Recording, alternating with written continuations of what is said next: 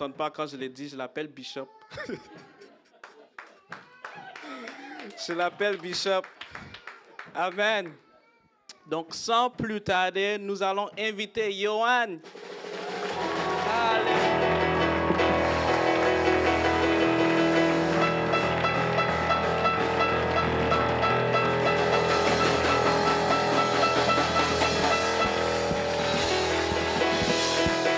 Gloire à Dieu tout le monde.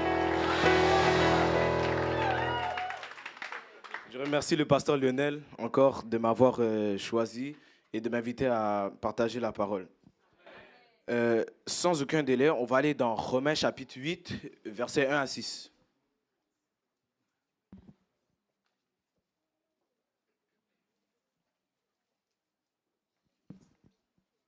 J'ai lu au nom de Jésus. Il n'y a donc maintenant aucune condamnation pour ceux qui sont en Jésus-Christ, qui marchent non selon la chair, mais selon l'esprit. En effet, la loi de l'esprit de vie en Jésus-Christ m'a affranchi de la loi du péché et de la mort.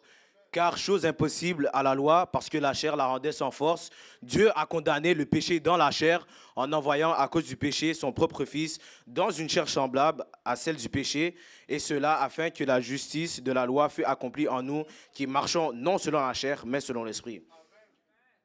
Ceux, en effet, qui vivent selon la chair s'affectionnent aux choses de la chair, tandis que ceux qui vivent selon l'esprit s'affectionnent aux choses de l'esprit, et l'affection de la chair, c'est la mort, tandis que l'affection de l'esprit, c'est la vie et la paix. Si je devais donner un titre à mon message, ce serait « Vivre non selon la chair, mais selon l'esprit ».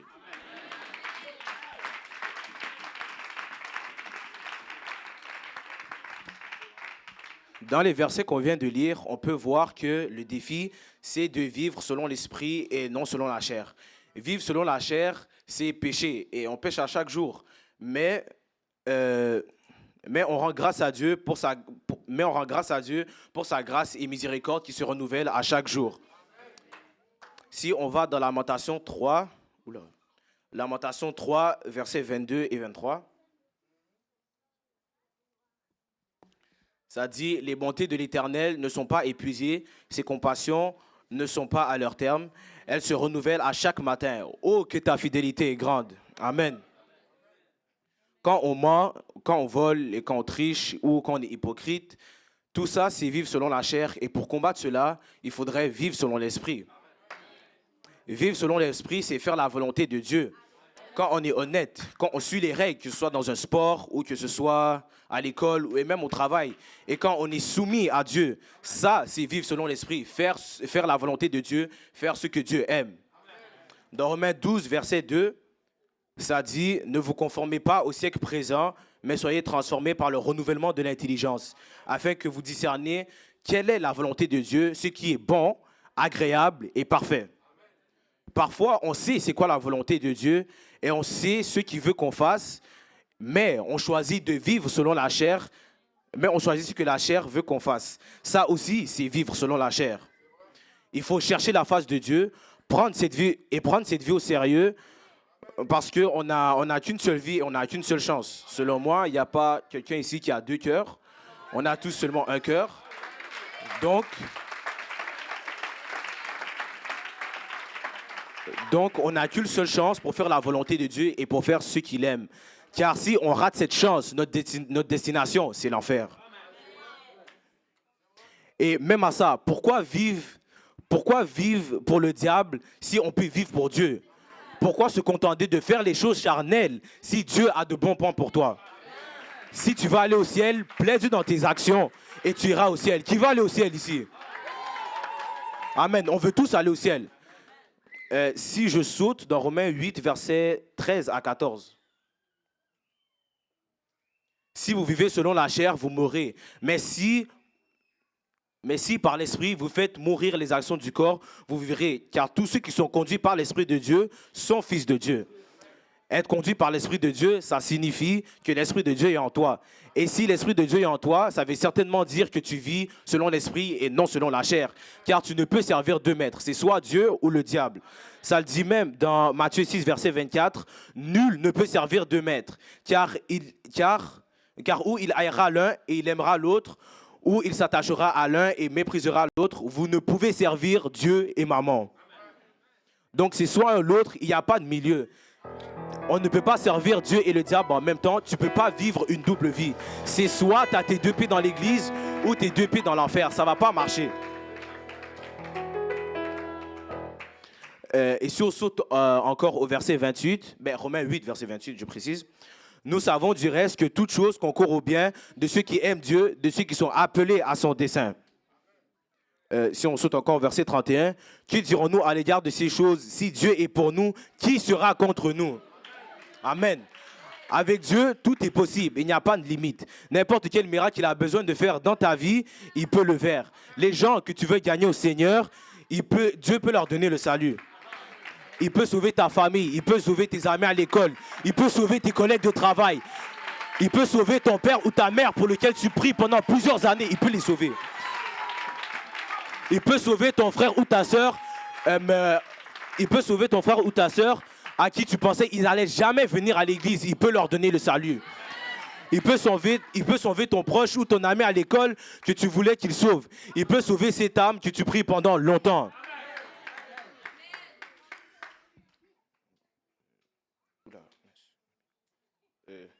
Une seconde.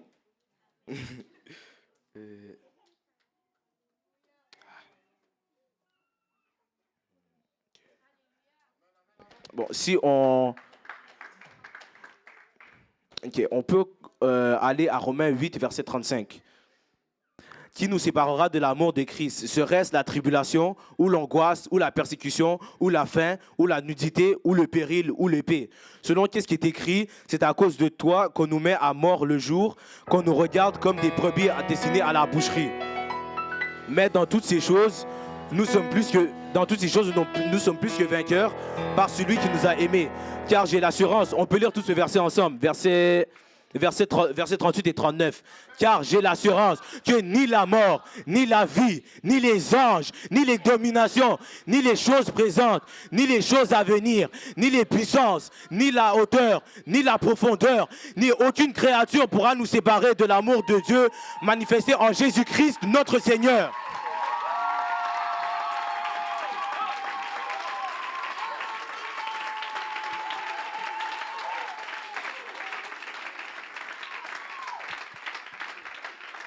Si tu vis selon la chair, Dieu il ne pourra pas faire en sorte que tu sois une porte pour qu'il sauve ta famille ou tes collègues de travail ou tes amis d'école ou tes proches.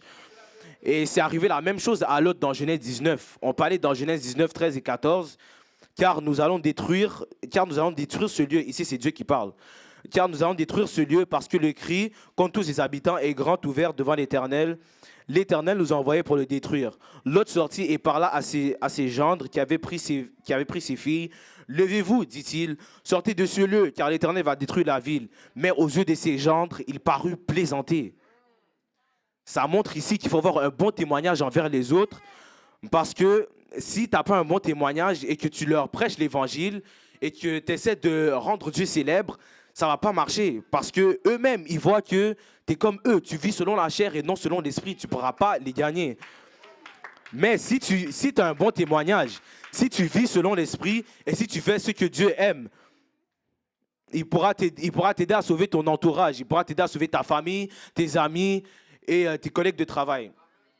Et si vous êtes ici pour la première fois et vous vous demandez qu'est-ce que je dois faire pour vivre selon l'esprit, voici la réponse à votre question. Dans Actes 2, 37 à 39, après avoir entendu ce discours, ils eurent le cœur vivement touché. Et ils dirent à Pierre et aux autres apôtres, « Hommes, frères, que ferons-nous » Pierre leur dit, « Repentez-vous » ça c'est la première étape. « Et que chacun de vous soit baptisé au nom de Jésus-Christ pour le pardon de vos péchés et vous recevrez le don du Saint-Esprit. » Donc dans ce verset, il y a 3 étapes. La première étape, c'est la repentance. La repentance, ça signifie faire un demi-tour. Par exemple, avant tu mentais, tu trichais, tu parlais mal au sujet des autres. Tu avais des idoles et tout ça. Ça, c'est vivre selon la chair. La repentance, c'est faire un demi-tour et ne plus faire ces choses que tu faisais auparavant. La deuxième étape mentionnée, c'est se faire baptiser au nom de Jésus-Christ. Car le nom de Jésus-Christ, c'est ce qui lave les péchés. On a une piscine ici. Vous pouvez voir, ce n'est pas pour nager, c'est pour laver les gens de leurs péchés.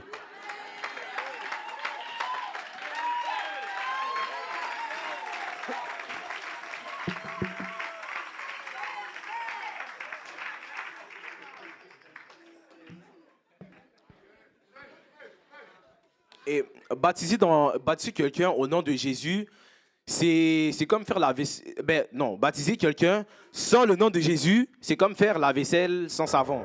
T'as l'éponge, t'as l'eau, tu fais juste rincer. Et si on baptise quelqu'un là-bas sans utiliser le nom de Jésus, c'est juste une petite douche vite fait. Genre c'est rien de, ça sert à rien, c'est juste du temps gaspillé. C'est pour ça qu'il faut utiliser le nom de Jésus quand on baptise quelqu'un. C'est comme rajouter le savon dans la vaisselle. Quand tu fais la vaisselle, c'est pour laver le plat, c'est pour qu'il n'y ait plus de taches. Amen.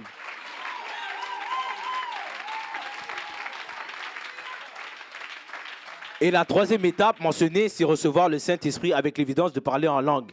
Et quand tu parles, et avec l'évidence de parler en langue, ça veut dire que tu as Dieu qui habite en toi, donc tu pourras maintenant vivre selon l'Esprit et non selon la chair. Que Dieu vous bénisse.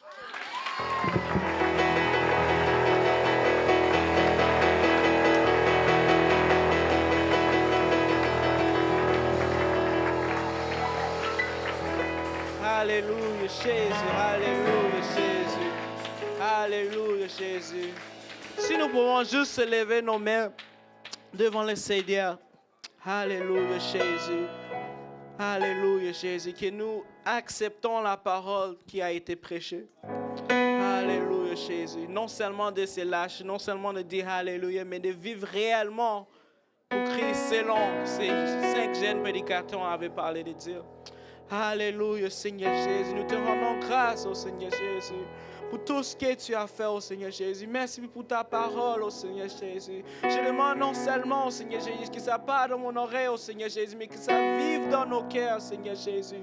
Alléluia, Seigneur, que tu nous aides à vivre pour toi, au Seigneur Jésus. Alléluia, Seigneur Jésus. Que tu touches chacun de nous, au Seigneur Jésus. Que tu sens nos cœurs, que tu sens nos pensées, au Seigneur Jésus. Alléluia, Jésus. S'il y avait un manquement, moi, au Seigneur Jésus, qu'avant que le chorus vienne, qu'avant que la musique commence, au Seigneur Jésus, que tu viennes me toucher, au Seigneur, que tu viennes me transférer, au Seigneur Jésus. Alléluia, Seigneur Jésus. Que tu aies ta volonté dans ma vie, au Seigneur Jésus. Alléluia, Seigneur Jésus. Je me libère complètement à toi, au Seigneur Jésus. Alléluia, Seigneur Jésus. Je lève mes mains au Seigneur Jésus. Comme libéré, au Seigneur Jésus. Aide-nous, au Seigneur Jésus, pour vivre pour toi, Seigneur. Aide-nous, au Seigneur Jésus. Alléluia, Seigneur. Merci, Seigneur Jésus. Merci, Seigneur Jésus. Oh, Rabaya Sheita, Rabaya Sheita. Que les rois de gloire soient dans ce lieu. Que les rois de gloire agissent dans ce lieu. Oh, Alléluia, Seigneur Jésus. Que nous pouvons battre nos mains pour les rois de gloire ce soir. Oh, Alléluia, Jésus. Oh, Rabaya Sheita, Rabaya.